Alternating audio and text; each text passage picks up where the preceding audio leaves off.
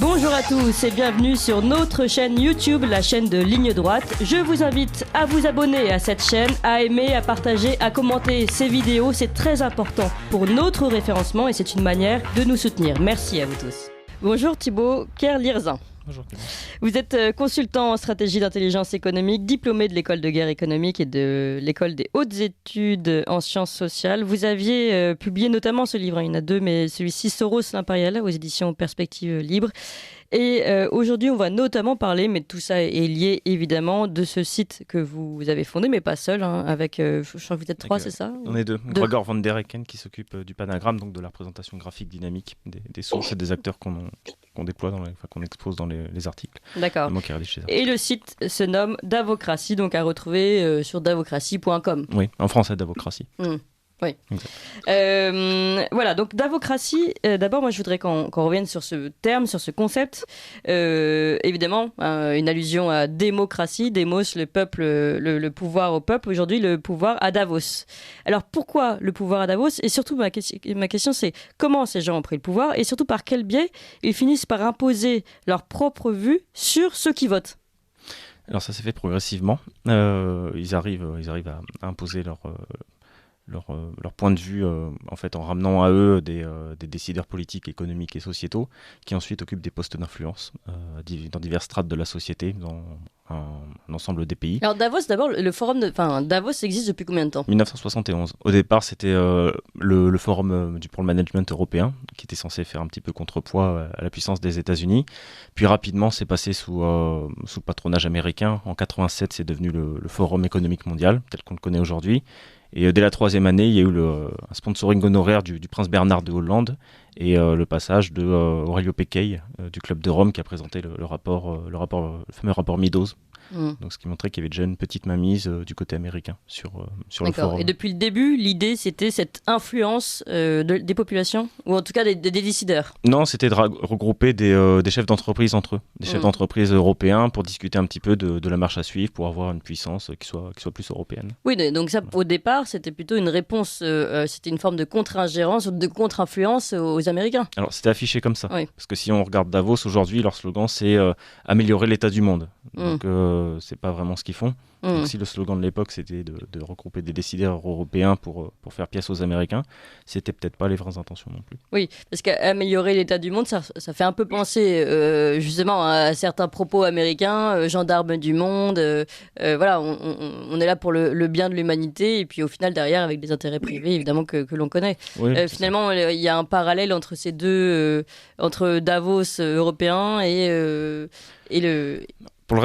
Celui qui le résume le mieux, je pense, c'est un ancien directeur de Davos qui avait été cité dans un récent livre de Peter Goodman, s'appelle Davosman. Et cet ancien dirigeant de Davos disait que Davos est la plus grande opération de lobbying au monde. Je pense que c'est assez bien résumé. Oui, d'accord. Didier Maisto. Oui, à la lecture de votre site, on est complètement plongé finalement un peu comme dans un ouvrage de fantastique ou de science-fiction. Et c'est assez prodigieux de voir toutes les imbrications, toutes les implications qui partent de Davos. Alors je voudrais que vous reveniez un peu sur le sujet parce que évidemment, il y a des objectifs cachés qui sont financiers, hein, bien sûr, mais tout ça au nom finalement de l'économie bleue, de l'économie verte, du transhumanisme, du bonheur pour tous, d'une certaine philosophie New Age. Oui, c'est ce que j'expliquais chez Nicolas Vidal hier, chez Putsch, c'est qu'il y a un jeu de concepts entre l'écologie et l'environnement. On assimile abusivement les deux. Alors que l'environnement, ça peut être en effet tout ce qui a trait à la nature, aux arbres, aux poissons, aux océans. L'écologie, c'est les interactions au sein d'un système, une écologie. Donc là, en l'occurrence, c'est le système général, c'est-à-dire la planète entière. Vous comprenez mieux comment ils arrivent à allier environnement avec, par exemple, les inégalités de genre ou des thèmes comme ça. Vous dites, mais ça n'a pas grand-chose à voir, mais ils arrivent à le lier au climat. Donc à tirer l'environnement pour le faire entrer dans le cadre de l'écologie qui va concerner le système général. Sur le reste, c'est... Oh, j'ai perdu un peu le fil de votre question.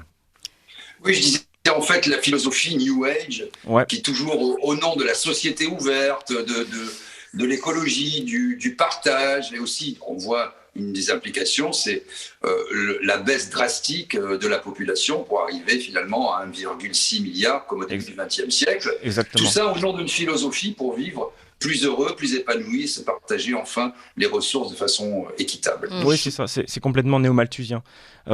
Pour plusieurs points que vous avez évoqués, donc le New Age, pour les auditeurs, c'est une espèce de syncrétisme qui a vocation à unifier sous une même philosophie les différentes spiritualités mondiales, donc les différentes sociétés mondiales, donc les différents régimes politiques, économiques et sociétaux. On est une espèce de magma complet et informe. Sur la réduction de la population, ouais, c'est une vieille marotte de leur côté.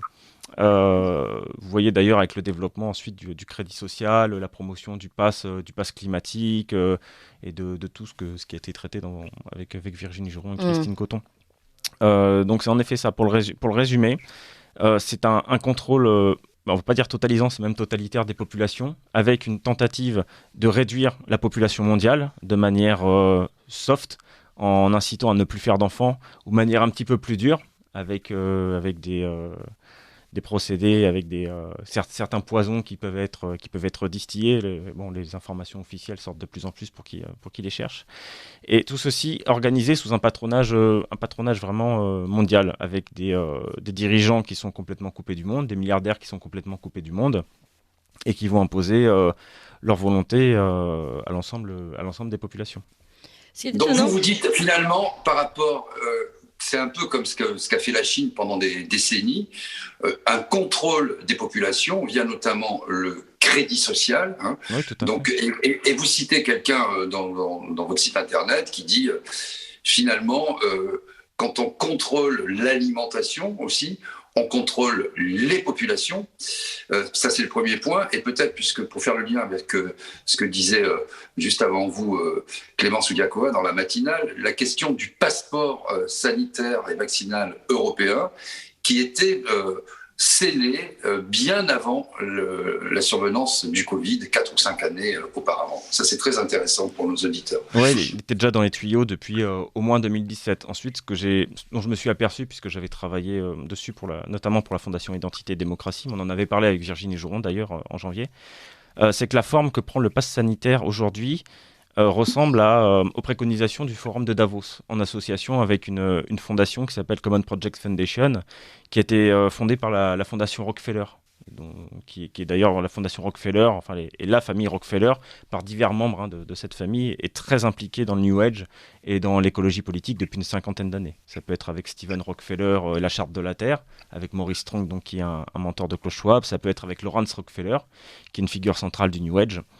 Ils sont moins connus que David Rockefeller, mais ils sont particulièrement centraux dans cette question de l'écologie politique. Ou alors Godfrey Rockefeller en WWF. Oui. Oui, depuis une 50aine d'années, donc pour Maurice Strong par exemple, qui est mort en 2015. Et qui a été un différent poste important au niveau mondial pour la société et l'économie, et qui était dans tous les rouages. Oui, il est mort en 2015. Par contre. 2015. En effet, il a été central aussi dans le New Age. Il a présidé l'Indisfarm Association. Il a un centre New Age dans son ranch de Crestone qui est occupé par sa veuve, qui s'appelle la Fondation Manitou. Vous allez sur le site, c'est assez explicite pour qui s'intéresse un petit peu au New Age. Donc oui, c'est assez global. Ensuite, on peut gloser un petit peu pour savoir alors quel est le prétexte de l'un ou de l'autre. Est-ce que le politique sert le New Age? Est-ce que le New Age sert le politique?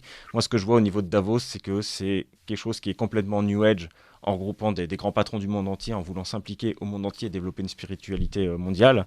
Et le côté finance, c'est pareil. Tout a vocation à être mondialisé, si vous voulez, à être complètement liquéfié. C'est ça, en fait, la finalité un peu de la société ouverte de Soros.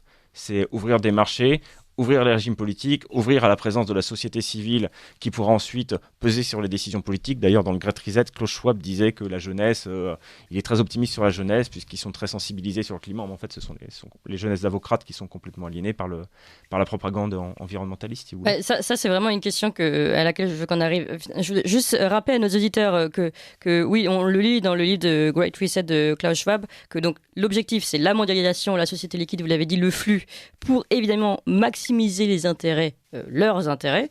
Et d'ailleurs, on voit que ça fonctionne très bien avec les derniers rapports d'Oxfam, etc.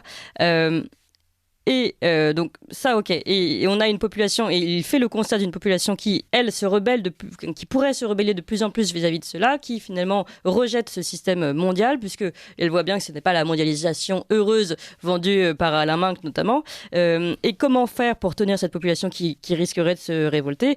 C'est la tenir par, pourquoi pas, ces histoires de pass sanitaire, par le sanitaire, par l'alimentaire, voilà, toutes ces questions-là. Donc une fois qu'on a remis ça en perspective, ce qui est intéressant, c'est qu'on comprend leurs intérêts à eux. Mais là, ce qu'on ne comprend pas, c'est, en effet, vous l'avez dit, cette jeunesse béate ou ces gens, et ces votes, dernièrement, ces votes. Je rappelle quand même qu'Olivier Véran, qui a interdit de soigner par les traitements précoces, qui a interdit les médecins de travailler, beaucoup ont été suspendus par l'ordre des médecins. Ensuite, il y a eu la suspension des médecins non vaccinés, qui a autorisé le Rivotril. Donc, il y a quand même un décret qui favorise tout simplement une injection létale chez les personnes âgées. Enfin, cette personne-là, aujourd'hui, a été, au premier tour des législatives, élue haut la main. Enfin, essentiellement par des boomers, je pense. Quand même. Oui, mais voilà, comment vous expliquez quelle est la manipulation? Très peu voté. La jeunesse, les 18-34 ans se sont abstenus à 70%. Dans la circo de Véran, je ne sais pas. Mais massivement, les jeunes se sont abstenus quand même. Mais comment les idées de Davos infusent la population? J'imagine que c'est aussi de leur travail, ça. Oui, ça se fait d'influence. Mais ça s'est fait sur 50 ans. Ils ont développé plusieurs programmes. En fait, j'aime bien, c'est toujours l'image que je prends. Je vois ça comme une toile d'araignée. Vous avez le moyeu, vous avez les spirales. D'ailleurs, je précise juste que sur votre site, vous avez un grand, on va appeler ça comment, une grande image, un grand schéma. C'est une nébuleuse en fait. On voit que tout est relié. C'est très précis. On ne peut pas parler de complotisme, je précise tout de suite, parce que c'est ultra sourcé, chiffré, nommé. Voilà, c'est du travail pas d'archivisme, mais c'est méthodologique. C'est de l'agrégation, c'est ce que fait aussi le panagramme graphiquement. Donc, je parlais de moyeu de spirale. L'idée, c'est d'avoir, on peut parler de pyramide un peu plus communément. Vous avez la tête de la pyramide, on va dire globalement les Nations Unies, le Forum de Davos, et à côté les institutions européennes. L'idée, c'est de prendre ensuite des gens qui seront à des hauts postes et qui, strate par strate, pourront diffuser leurs idées, si vous voulez. C'est-à-dire que quand vous disposez des caisses de résonance médiatique, quand vous avez des décideurs politiques qui reprennent vos discours, les décideurs économiques qui vont s'aligner sur votre discours et qui vont mettre en avant, par exemple, les critères ESG, environnemental, sociétal et gouvernance, qui sont co-créés par Davos aussi, avec le fameux stakeholder capitalisme. Et quand vous avez ensuite les caisses de résonance sociétale, donc les ONG, c'est aussi l'aboutissement de la société ouverte, c'est donner plus de pouvoir aux ONG, donc des gens qui sont soumis à des influences extérieures. C'est le titre de l'un de vos livres d'ailleurs, vous travaillez sur une ONG à double fond, c'était sur Greenpeace. Ouais. Et à partir de là, si vous occupez toutes les positions médiatiques et de pouvoir, vous pouvez les diffuser au sein de la société. Ce que j'avais expliqué dans un autre travail pour la Fondation Identité et Démocratie, où je parlais de Maurice Strong, on parlait de l'influence des lobbies écologistes. Mais il n'y a pas besoin d'ONG qui, en bas, font vraiment de l'influence si l'influence est déjà présente au plus haut niveau. Il suffit ensuite de la diffuser dans les différentes strates, avec les médias, donc, qui sont aussi à Davos. Mais donc comment on achète, entre guillemets, les médias? Comment on achète ces personnes haut placées dans les gouvernements, etc., dont vous parlez? Comment ils les achètent concrètement? Il suffit de leur proposer des positions de pouvoir, de leur donner de l'intérêt, de leur donner le pouvoir. C'est de la psychologie humaine de base.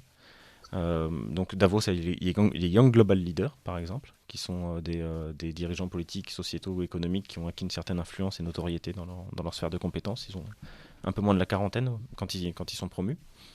Vous avez les Global Shapers. Emmanuel Macron a fait partie des Young Macron, Global Attal, Montchalin, Najat Vallaud-Belkacem, voilà. Borne, non, mais Borne est membre de Davos quand même, Elisabeth Borne. Vous avez les Global Shapers qui, eux, sont... alors, les Young Global Leaders sont environ 1400. Les Global Shapers sont environ 10 000 dans tout un tas de pays. Et eux, ils s'auto-organisent aussi au niveau local. Qu'est-ce qu'ils gagnent, eux? Ils se disent, je vais y aller parce qu'en fait, après, ça va m'ouvrir des portes. Mais pas forcément. Il peut y avoir de la conviction. Il peut y avoir des gens vraiment très sincères, comme dans toute ONG, d'ailleurs.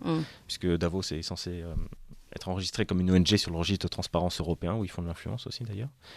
Il y a la conviction, il y a l'envie d'avoir un poste de pouvoir, il y a l'envie d'avoir Parce qu'on sait que si on rentre dans ces groupements, on va dire, on a plus facilement un poste derrière. C'est ça aussi quand même. Il y a cette. Alors pas forcément. On a acquis un poste précédemment. C'est le fait d'avoir acquis un poste précédemment qui donne cette position. Et Davos va permettre de passer au niveau supplémentaire. D'accord. Oui, puis il y a tout un travail. C'est un levier de business aussi. Oui, puis il y a tout un travail en matière de soft power aussi. avec des éléments de langage, tout un travail culturel en termes sémantiques, de lexicologie, etc. Évidemment, quand on se bat pour une société plus ouverte, pour l'environnement, pour que les gens soient heureux, que les richesses soient plus favorablement réparties, pour qu'on arrête de traumatiser la planète, ce sont des éléments de langage auxquels sans doute la jeunesse est très sensible. Oui, et c'est très difficile après c'est très difficile sans doute de lutter dans un cadre plus restreint. On vous dit mais vous êtes nationaliste, vous êtes fasciste, vous êtes contre le progrès. C'est vrai qu'ils ont une dialectique qui est difficilement parable en plus. Oui, si on parle des jeunes, je pense que nous à notre âge, on se rend peut-être pas compte de la violence que peuvent exercer les publicités constantes et les reportages constants. Déjà, quand je regarde le journal télévisé ou même les publicités, mais je trouve ça vraiment d'une rare violence en termes cognitifs. Donc j'imagine sur des jeunes qui se font lobotomiser à longueur de journée, qui à l'école ont droit au même discours, l'effet que ça peut avoir. Et puis il y a aussi le fameux effet H, vous savez, le fait c'est la conformité sociale. C'est-à-dire si on est le seul à avoir une opinion dissidente, à un moment on va craquer, on sait que c'est pas la bonne réponse, mais on va s'y rallier. Ensuite il y a peut-être des besoins psychologiques, le besoin de pas être laissé de côté, le fait qu'on y croit, le fait d'avoir peur, d'avoir connu quelqu'un qui est mort lors d'une canicule. La répétition massive de ce message, puisqu'avec les écrans, la multiplication du temps devant la télévision, devant les réseaux sociaux, etc. C'est ces messages-là. Avant, on avait une forme on a un temps, pourquoi pas, pour la propagande, on va dire, extérieure. Et puis, on revenait dans sa famille. Et puis, on était en circuit clos, finalement. Et la famille a apporté cette résistance à la pensée extérieure. Ouais. Aujourd'hui, la famille est disloquée aussi. Et les méthodes de propagande se sont vraiment perfectionnées. C'est-à-dire, je ne vais pas trop entrer dans les détails techniques, mais je vous renvoie à un livre qui s'appelle Neuroesclave, qui explique tout le fonctionnement électrochimique du cerveau et pourquoi la propagande marche. C'est-à-dire que depuis des dizaines et des dizaines d'années qu'on connaît les neurosciences, la psychologie sociale, on sait quel mot employer, à quel moment, de quelle manière, quelle image véhiculer. Vous voyez, si Greta Thunberg est mise en avant, ce qu'il faut savoir, c'est que chez les autistes Asperger... Vous vouliez dire que Greta Thunberg était une autiste Asperger ? Oui, elle a été présentée comme ça. Elle a été repérée par Ingmar Rentzorg, qui fait partie d'une ONG qui s'appelle Global Utmaning, qui est suédoise, qui est liée au Forum de Davos. Oui. Ça, c'était en amont. En aval, elle est soutenue par One, l'ONG de Bono et de Jamie Drummond, qui sont deux types de Davos. Et derrière One, il y a les réseaux Rockefeller, il y a les réseaux Soros, il y a les réseaux Donc on envoie en vitrine une petite jeune fille, on va dire avec une certaine fragilité en plus, mais aussi un donc côté... ça apaise, sur le plan cognitif, ça apaise vos défenses. Et oui. Vous n'allez pas vous dire c'est quelqu'un qui est manipulé. C'est une jeune fille, en plus elle a un handicap. Bon, c'est l'innocence, la pureté incarnée. Et donc forcément, si elle s'indigne, vous allez être plus réceptif. Oui. Voilà. Alors quand même, lueur d'espoir, pour finir, peut-être. Oui, vous avez raison, Didier Mellisto. Surtout qu'on a parlé d'effondrement depuis le début de la journée. Sécheresse, effondrement. Exactement. Il semblerait quand même qu'il y ait une récession à Davos en termes de fréquentation, puisque j'ai lu ça sur votre site. On est passé de 3000 à 2200 participants. Peut-être une baisse d'influence. Ça intéresse moins. Est-ce que c'est dû à quoi, selon vous, une prise de conscience? Est-ce que le Covid a fait prendre conscience aux populations qu'il fallait lutter, ne pas tout absorber en termes de propagande? Alors, je vais distinguer les populations des présents, parce que ce n'est pas les populations qui sont présentes à Davos. Je pense qu'il y a une petite récession, en effet.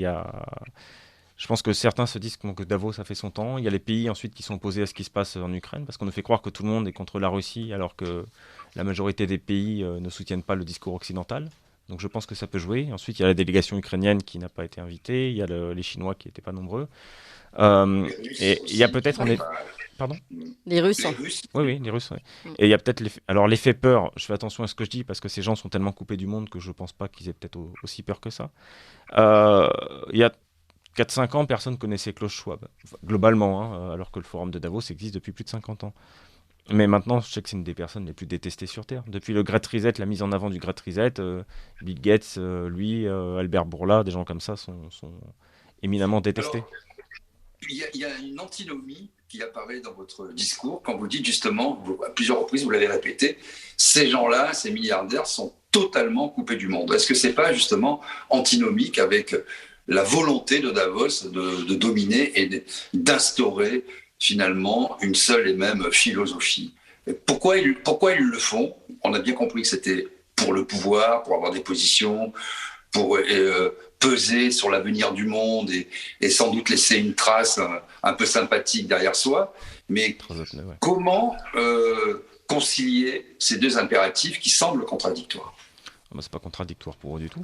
Regardez, ils mettent en avant par exemple le besoin de prendre soin de la planète, de développer des énergies propres. Et derrière, vous regardez ce que font ces fameuses énergies propres quand elles sont extraites, c'est un massacre, c'est un massacre total. Oui, parce que vous parlez des terres rares, etc. Ouais. Mais l'avenir, effectivement, c'est l'électrique, sortir du tout pétrole, mais avec des conséquences dramatiques à la fois sur l'environnement et sur les populations. Et que l'on cache pour le moment. Oui, c'est ça qui marche. On le cache complètement. Les contre-discours sur l'éolien arrivent depuis quelques années, mais vous prenez sur l'extraction de cobalt ou de lithium, c'est pas encore grandement diffusé. L'extraction de néodyme dans le lac Baotou, en province chinoise de la Mongolie intérieure, c'est pas encore énormément diffusé. Ça, c'est pour les aimants des éoliennes. Ouais, les néodymes, c'est ça, c'est l'aimant des éoliennes, excusez-moi. Voilà, il n'y a pas de... Ils peuvent tenir le discours qu'ils veulent depuis longtemps, montrer des images que tout est beau, que tout est vert et que derrière ça brûle. S'ils arrivent à faire croire aux gens que tout est vert, ça passe en fait. Bon, peut-être que les Français finiront. Juste pour... Excusez-moi, Clémence, j'ai bien compris votre travail d'information pour que, évidemment, les populations comprennent ce qui est en train de se jouer très en amont avec ces discours un peu lénifiants, mais néanmoins source de conflits, de difficultés. Vous, si vous preniez une solution pour en sortir, outre ce devoir d'information, quelle serait-elle ? Est-ce qu'il y a un cadre politique, institutionnel ou non gouvernemental qui permettrait justement de lutter contre ces tentacules ? Et ce sera la dernière question. Ouais, elle risque de me poser des soucis si je réponds. Pour moi, avec ce que fait Davos, ça relève du cadre militaire et des tribunaux internationaux. Ah oui. Donc, si je prends une solution rapidement, efficace, une grosse coalition avec des gens comme Virginie Joron, un peu partout, diffuser massivement de l'information. Il y avait Idrissa Berkane il y a quelques mois qui avait parlé de contre-narratif, d'écrire beaucoup pour réinformer. Je pense qu'il faut mener une grosse guerre d'influence par l'image, par l'écrit. La réinformation, c'est ce que vous faites, c'est ce que nous faisons, c'est ce que fait Didier Maisto. Pour la guerre et les armées, on verra plus tard. En tout cas, merci beaucoup pour cette réinformation, en effet, au niveau de la Davocratie. Thibaut Kerlirzin, je rappelle, c'est votre site davocratie.com. Merci beaucoup à vous. Merci à vous, Didier Maisto. Vous appréciez cette émission ? Alors aidez Radio Courtoisie à en produire d'autres en indépendance totale. Rendez-vous sur soutenir.radiocourtoisie.fr. Merci d'avance.